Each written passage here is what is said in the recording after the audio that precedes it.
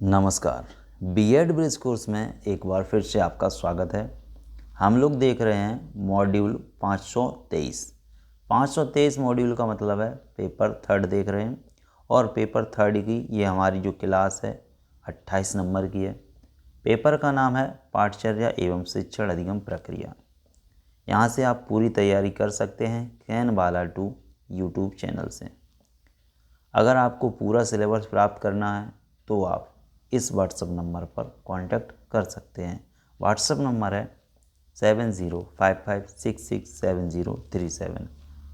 पास होने के लिए ग्रुप ज्वाइन करें। वहाँ पर आपको इम्पोर्टेंट क्वेश्चन और पीडीएफ फाइल भी मिलते हैं। ग्रुप कैसे ज्वाइन करेंगे तो इसी व्हाट्सएप नंबर पर आप अपना नाम लिख कर भेजेंगे, आपको ग्रुप में ऐड कर दिया जाएगा। आज की इस वीडियो में हम लोग देखेंगे दीर्घ उत्तरीय क्वेश्चन।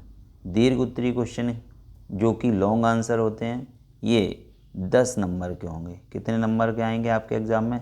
10-10 नंबर के क्वेश्चन आते हैं। चलिए, आज का इम्पोर्टेंट क्वेश्चन है, भारतीय नृत्य और संगीत कला का विस्तार से वर्णन करें। क्या करना है आपको? भारतीय नृत्य और संगीत कला का विस्तार से वर्णन करना है। चलिए समझते हैं। पहले हम लोग नृत्य को समझेंगे। तो भारतीय नृत्य क्या है इसे समझते हैं। नृत्य एक कला की एक अत्यंत प्राचीन विधा है। नृत्य कला की एक अत्यंत प्राचीन विधा है जो प्राचीन समय से आज तक चली आ रही है। उदाहरण के लिए भरतनाट्यम नृत्य का उद्भव भगवान शिव के रौद्र रूप में आकर किए गए तांडव से माना जाता है। कहा जाता है कि जब सती ने पितृगृह में अवहेलना पाकर यज्ञ कुंड में कूदकर अपनी जान दे दी थी, तो उनके झुलसे हुए शरीर को शिव ने अपने कंधों पर उठाकर रौद्र रूप धारण कर महातांडव किया था और तभी से भरतनाट्यम की शुरुआत हुई थी। यही कारण है कि भरतनाट्यम नृत्य में नटराज की मूर्ति रखकर नृत्य किया जाता है। इसी प्रकार अन्य नृत्यों के पीछे भी कुछ दंत कथाएं हो सकती हैं जो एक कला रूप की प्राचीनता को सिद्ध करती हैं। भारतीय नृत्य को मुख्य रूप से 2 भागों में बांटा जा सकता है, शास्त्रीय नृत्य और लोक नृत्य। शास्त्रीय नृत्य में कौन कौन से नृत्य आते हैं देखिएगा। शास्त्रीय नृत्य में भरतनाट्यम, कथकली, कथक, मणिपुरी, ओडिसी, कुचिपुड़ी, सत्रिया नृत्य आते हैं। लोक नृत्य के मुख्य प्रकार में यक्षगान, बिहू, गरबा, पंडवानी, लावड़ी इत्यादि हैं। भारत में हर एक क्षेत्र की एक अलग नृत्य शैली पाई जाती है। इसके अलावा पाश्चात्य नृत्य के भी कई प्रकार हैं, जिसमें salsa, break dance, rock and roll इत्यादि आते हैं। बच्चों को इन सभी नृत्य शैलियों को बताया जा सकता है और उनकी प्रारंभिक पहचान नृत्य शैली में कराई जा सकती है और इसके बाद उनकी रुचि वाली विधा में उनको आगे सीखने को प्रोत्साहित किया जा सकता है।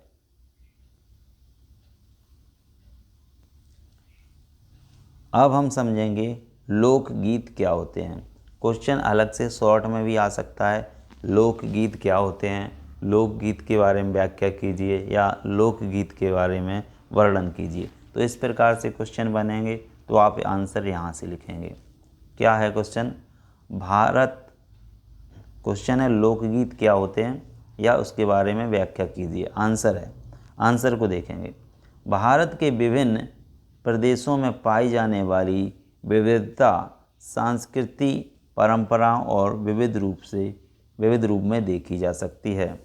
हर प्रदेश में अपनी एक अलग शैली है।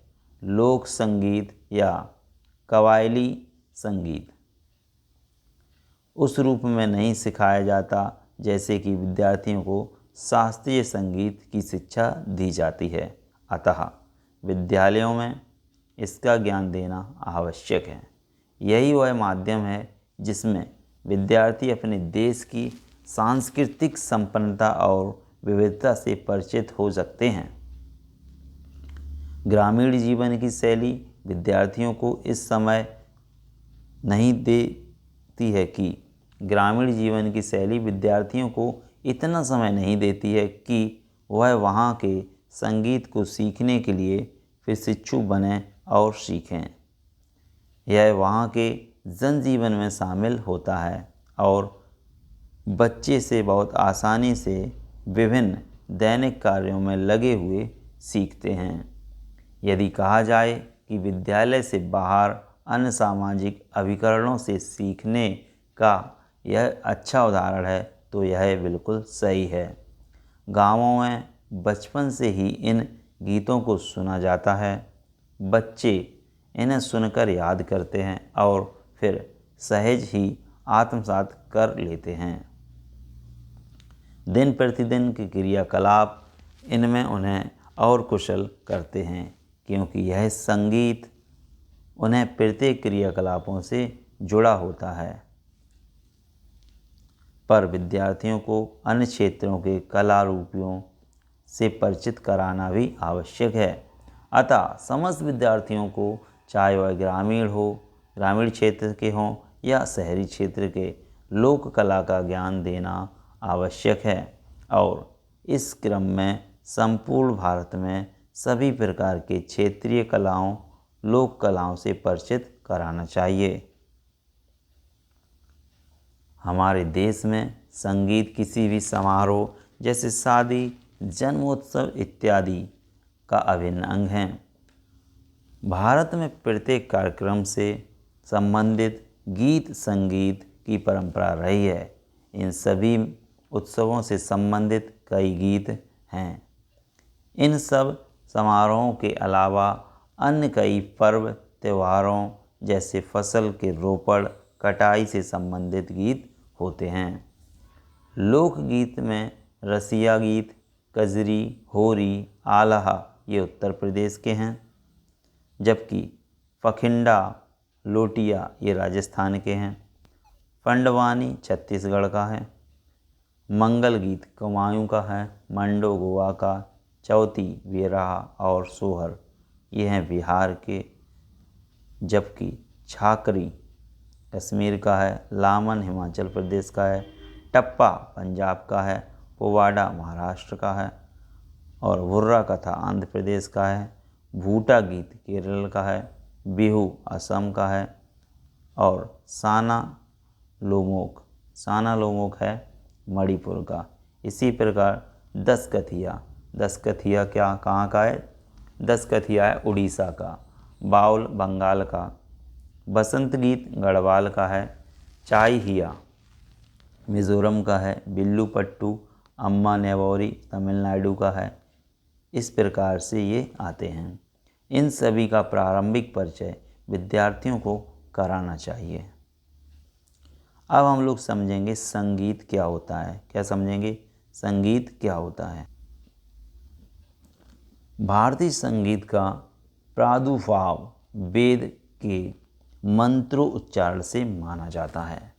इस प्रकार माना जा सकता है कि भारत में संगीत का प्रारंभ लगभग वेदकालीन, जो हजारों साल पुराना है, इसके और प्राचीन होने का प्रमाण का कारण नहीं मिल सकता, क्योंकि अन्य कलाओं की तरह संगीत गुफा की दीवारों या भित्ति चित्रों के रूप में उकेरा नहीं जा सकता और ना ही मूर्ति कला के रूप में आ सकता है। यह श्रव्य माध्यम है, अतः राग के रूप में मात्र एक पीढ़ी से दूसरी पीढ़ी तक जा सकता है।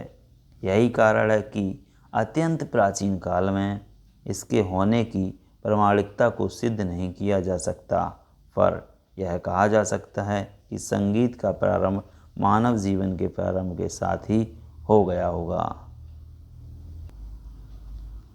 संगीत को मुख्य रूप से दो भागों में बांटा जा सकता है, जिसमें पहला है गायन और दूसरा है वादन। समझते हैं गायन और वादन को। यदि इनको आगे भी विभाजित किया जाए तो गायन को अन्य भागों में बांटा जा सकता है, जैसे कि लोकगीत, शास्त्रीय संगीत और पाश्चात्य संगीत। भारतीय संगीत को 3 मुख्य भागों में बांटा जा सकता है। ये हैं हिंदुस्तानी शास्त्रीय संगीत, कर्नाटक शास्त्रीय संगीत और क्षेत्रीय संगीत। वर्तमान समय में शास्त्रीय संगीत में 2 प्रकार के संगीतों को लिया जाता है, हिंदुस्तानी और कर्नाटक। कर्नाटक संगीत में कर्नाटक, आंध्र प्रदेश, तमिलनाडु, केरल के शास्त्रीय संगीत को लिया जाता है।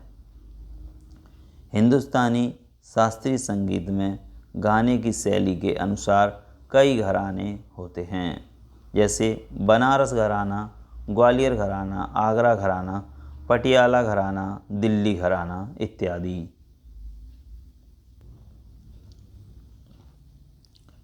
शास्त्रीय संगीत में ध्रुपद, धमर, ख्याल, तराना आदि को सम्मिलित किया जाता है। वहीं अर्धशास्त्रीय संगीत में ठुमरी, दादरा, कव्वाली, गज़ल, चौथी, कजरी को लिया जाता है। इसी तरह से वादन को भी विभिन्न यंत्रों के आधार पर विभाजित किया जा सकता है। कुछ ऐसे वाद्य यंत्र होते हैं जिन्हें सिर्फ लोकगीतों में प्रयोग में लाया जाता है, कुछ को शास्त्रीय संगीत में तो कुछ को पाश्चात्य संगीत में प्रयोग में लाया जाता है। लोक संगीतों में बजाए जाने वाले वाद्य यंत्रों को उस स्थान विशेष में मिलने वाली सामग्रियों से तैयार किया जाता है, जैसे कि चमड़ा, बांस, नारियल की खोल, मिट्टी के बर्तन, इनसे ये वाद्य यंत्र बनाए जाते हैं। शास्त्रीय संगीत में बाजार में शास्त्रीय संगीत में बजाए जाने वाले वाद्य यंत्रों में आता है सितार, सरोद, सुरबहार, बीड़ा, सारंगी, इसराज, बांसुरी, शहनाई, संतूर, हारमोनियम, तबला, पखावज, तानपुरा, जल तरंग इत्यादि आते हैं। संगीत के क्षेत्र में हमारा देश बहुत समृद्ध है और संगीत से हमारे देश ने कई अंतर्राष्ट्रीय स्तर के कलाकारों को जन्म दिया है, जैसे कि पंडित रविशंकर, पंडित जसराज, हरि प्रसाद चौरसिया, आला रखा खान, सिद्धेश्वरी देवी, गिरिजा देवी, जाकिर हुसैन, शोभा गुट्टू इत्यादि का नाम गायन एवं वादन में अत्यंत सम्मान के साथ लिया जाता है। अब हम लोग समझेंगे रंगशाला या नाटक। रंगशाला या नाटक क्या होता है? रंगशाला या थिएटर एक पुरानी कला है जो अब भी जीवित है और विविध रूप में यह प्रत्येक देश में है और वहाँ की संस्कृति को आत्मसात किए हुए है। यदि देखा जाए तो भारत लोक नाटक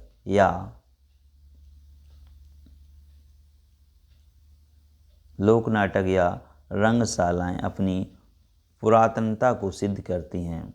आदिमकालीन गुफा चित्र, प्राचीन वैदिक साहित्य, बौद्ध साहित्य, भारतीय लोक चित्रशाला और गौरवपूर्ण इतिहास की तरफ इंगित करते हैं।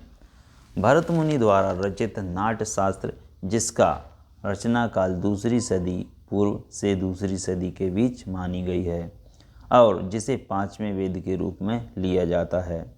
हमारे देश के मुख्य रूप से लोक रंगशालाएं ही दिखती हैं, जिन पर उनके उद्भव स्थान का स्पष्ट प्रभाव दिखता है।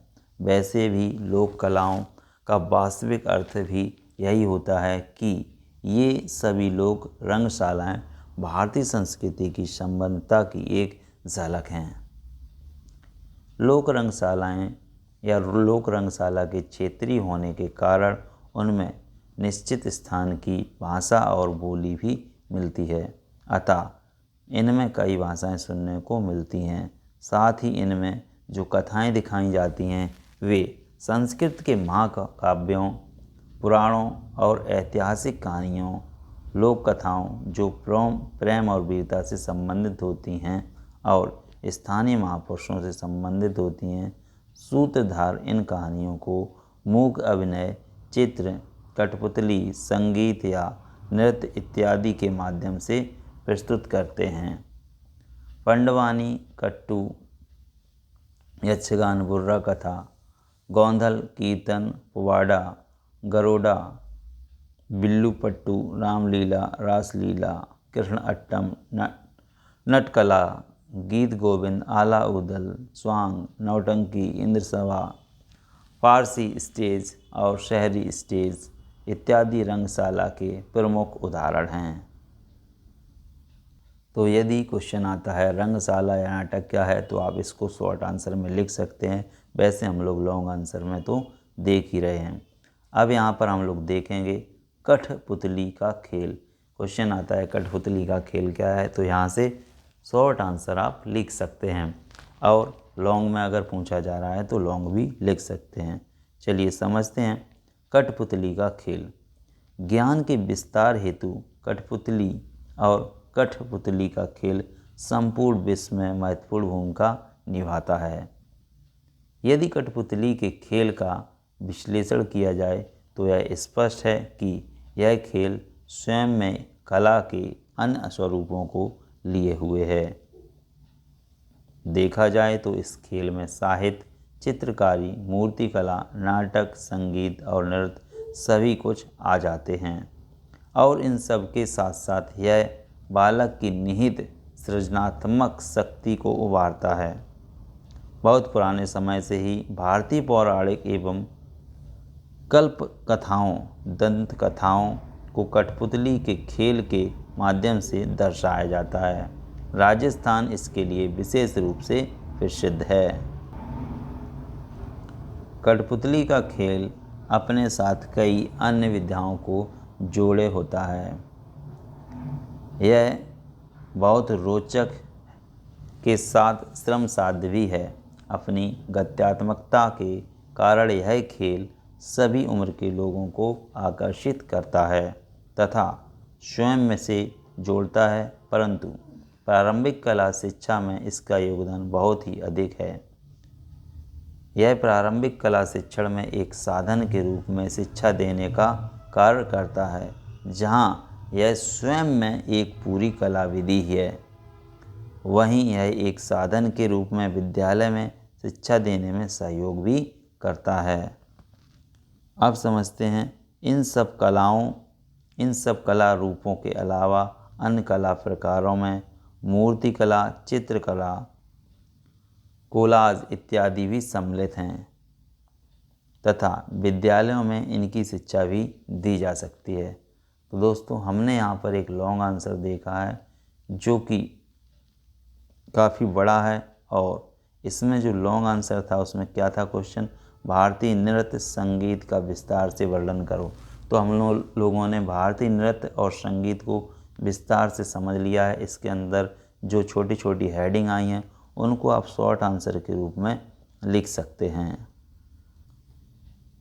यदि आपको ये सभी क्वेश्चन चारों पेपर के, पेपर 1, पेपर 2, पेपर 3, पेपर 4 के क्वेश्चन चाहिए तो आप क्वेश्चन बैंक ले सकते हैं। इसके लिए आपको उसी व्हाट्सएप नंबर पर संपर्क करना होगा जो वीडियो के शुरुआत में आपको दिखाया गया है।